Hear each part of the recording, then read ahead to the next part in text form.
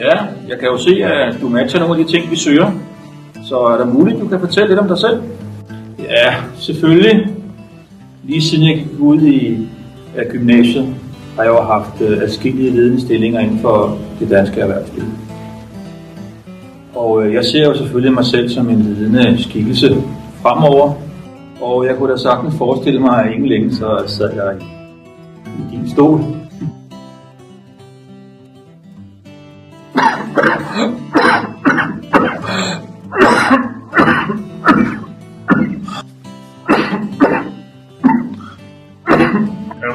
Så har jeg været ude på landet, og så jeg kommer udenfor fra landet, fordi jeg har vokset op, jeg havde en knallert. Allerede før jeg fik en knallert, så var jeg ude og fylde grise.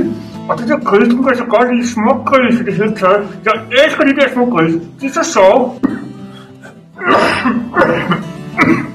Ja, altså jeg har jo ligesom kendt i miljøet derinde her i København, ikke? Og så videre.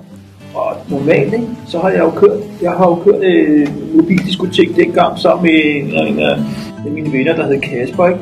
Vi kaldte ham simpelthen KC, ikke? Og det sagde bare, jo, vi har bare kørt med kladen.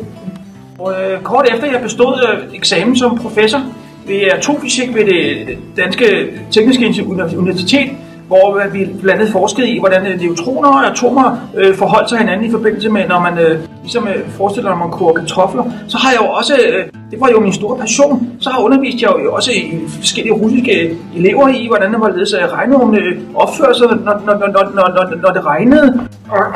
Og så kan jeg få landbrugsskole, og landbrugsskole var det min kæreste, Sina, hun kommer sådan en kalkunform, og kalkunformen, der er de der, jeg er ikke så store, og jeg kan så godt lide at have dyr at gøre. Og dyr! Jo, vi har bare kørt med kladen.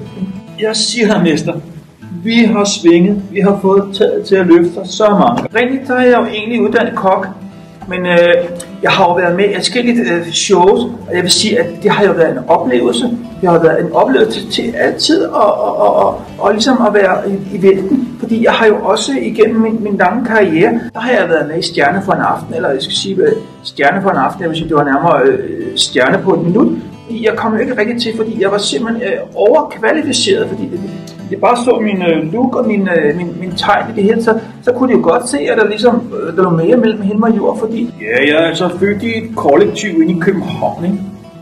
Og det kollektiv, der boede indtil flere kvinder og mænd af samme køn.